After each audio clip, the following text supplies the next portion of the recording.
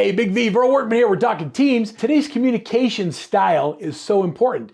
I've always been someone who likes to have face-to-face interactions. If I can pick up the phone or get with somebody face-to-face, I know the outcome's going to be predictable. But in today's method of electronic communication, where we're communicating with people who aren't necessarily comfortable being face-to-face or who've been brought up in a world where nonverbal communication, text, email, voicemail, different kinds of electronic messaging happens, we have to learn and get better at conveying emotion that doesn't get transferred through text. Simple things like emoticons or smiley faces are what people use, but oftentimes don't really get the message across. So I'd like to talk today about how to use artificial intelligence and emotional intelligence to convey electronic messaging at a higher level. When I'm done, I'm going to give you the exact prompt I used in order to create this using ChatGPT and other artificial intelligence messaging to learn how to communicate better with electronic messaging.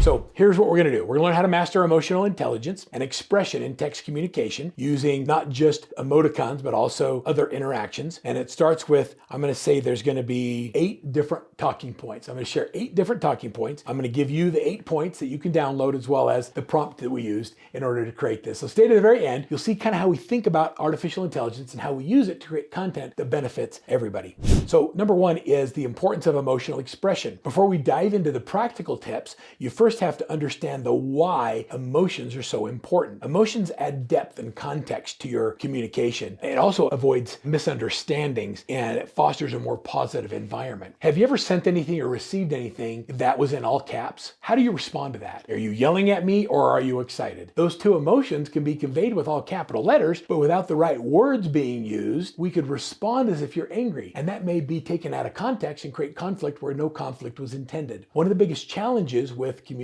electronically is that they don't convey voice fluctuation, they don't convey humor or sarcasm, they don't convey enthusiasm, and they don't convey sorrow. And so the way we communicate matters. I'm going to start with number 1 is understand why it's important to think through your electronic communication and ask if it's conveying the message emotionally the way you want. Number 2 is choosing the right words. Choose the right words. One of the keys to effective emotional expression is selecting the right words. Use descriptive language to convey feelings accurately. And we're going to explore some of those examples and techniques in our vocabulary as we go. Number 3 is, this is the easy one, right? Emoticons and emojis. When I do a sarcastic face, a smiley face, or a rainy face, or a sleepy face, or a bored face at the end of a message, it conveys an emotion that I might be feeling when I wrote the message. It's a simple way to interact emotions into your text, but don't overdo it with emoticons, because people don't take you seriously when they read your messages. Using these visual clues can explore how they can enhance emotional tone to your message. Okay, next is the tone and punctuation. Tone and punctuation, the way you structure your sentences, the way that you use punctuation, they can significantly impact the perceived tone of your message. Number 5 is context. So context matters in a lot of different ways, but understanding the context of your conversation. So sometimes I'll repeat what happened previously that sets up the reason that I'm responding the way I'm responding. And so when you use the context and you put the message in context, it reminds them of the conversation you had. They may have been in 2 or 3 other conversations at the same time, and taking something out of context creates a misunderstanding.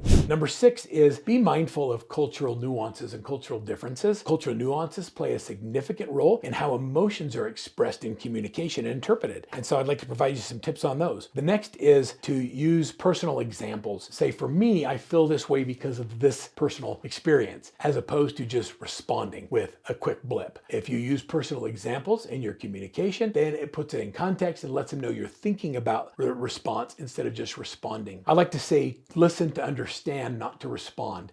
That same is true with electronic communication. When you receive the message, instead of quickly responding, ask yourself, do I really understand the context of this so I can respond in a way that's appropriate? Next is make sure that you proofread and you edit your message. Like, proofreading and editing is such a big deal. If you have misspellings and you use bad grammar, it says a lot about who you are. It says that I don't have the time or the patience, the interest in taking time to make sure my message is being communicated clearly to you. And so make sure that your communication uses proper proofreading, editing, and emoticons. Now I want you to think, before you hit send, ask yourself, if I were receiving this message, how would I feel about it? And not what would I respond to, but how would it make me feel? Would it make me feel frustrated? Would it make me feel upset? Would it make me feel anxious? Or would it make me feel excited and anticipating getting together, or whatever the next call to action is?